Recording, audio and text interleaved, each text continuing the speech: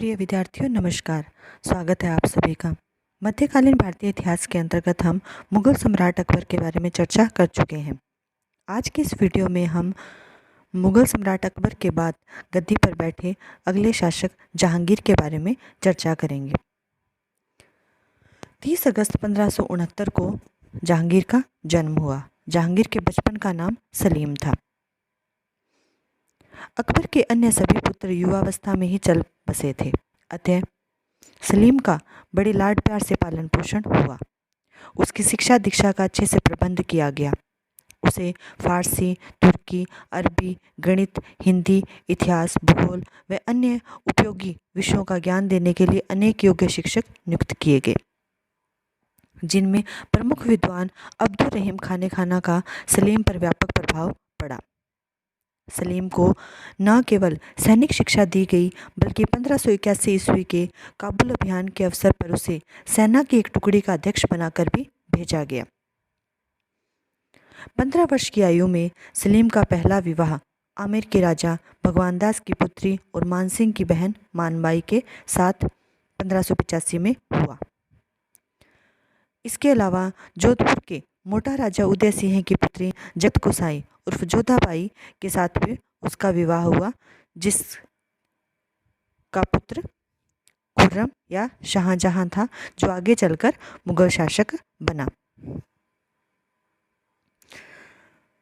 सलीम ने अपने पिता अकबर के अंतिम दिनों में उसके खिलाफ विद्रोह कर दिया और स्वतंत्र शासक बनने का प्रयास किया।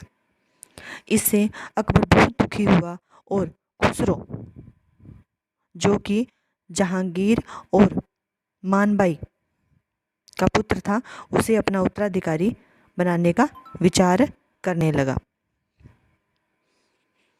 इससे दरबार में दो दल बन गए, एक सलीम के पक्ष में और दूसरा खुसरो के पक्ष में। खुसरो मानसिंह का भांजा और मिर्जा अजीज कोका का दामाद होने के कारण ये दोनों सलीम के दमन और खुसरो के राज्याभिषेक के पक्ष में थे, परंतु इनके अनुयायी कम थे।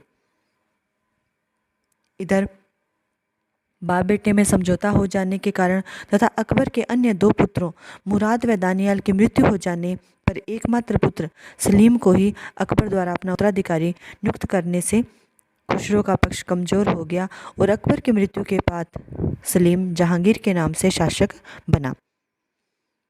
3 नवंबर 1605 को आगरा के किले में जहांगीर का राज्याभिषेक हुआ और उसने नूरुद्दीन मोहम्मद जहांगीर बादशाह गाजी की उपाधि ग्रहण की।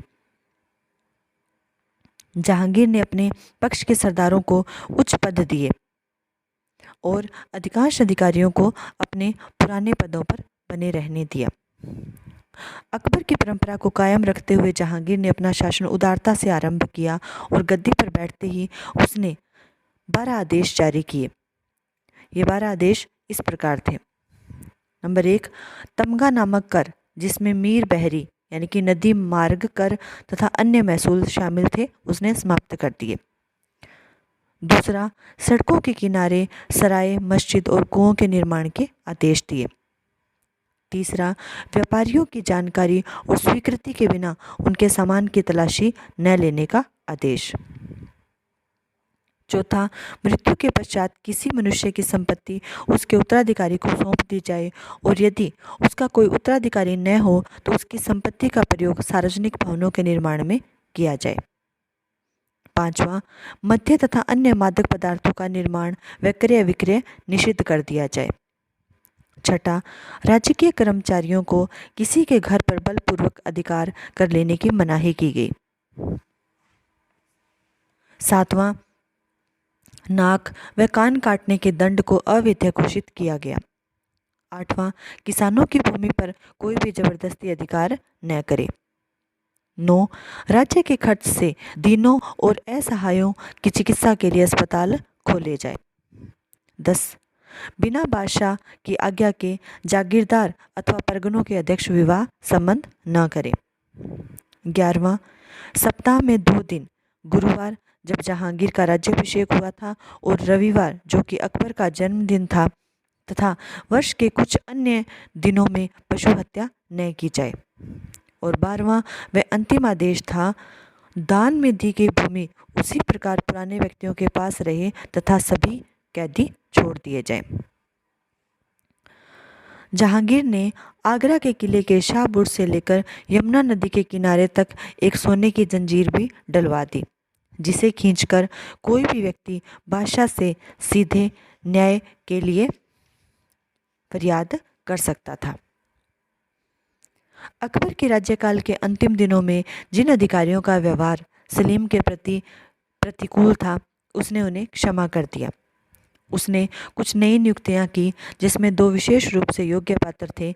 एक नूरजहां का पिता गियास बेग, जो दीवान नियुक्त किया गया और उसे इत्मादुद्दौला का खिताब दिया गया, और दूसरा जमान बेग था, जिसे महताब खां की उपाधि दी गई तथा 1500 का मनसबदार महाबत खां की उपाधि दी गई तथा 1500 का मनसबदार बनाया गया। राज्यारोहण के तुरंत बाद जो घटना घटी सलीम के समय में, वो थी खुसरो का विद्रोह।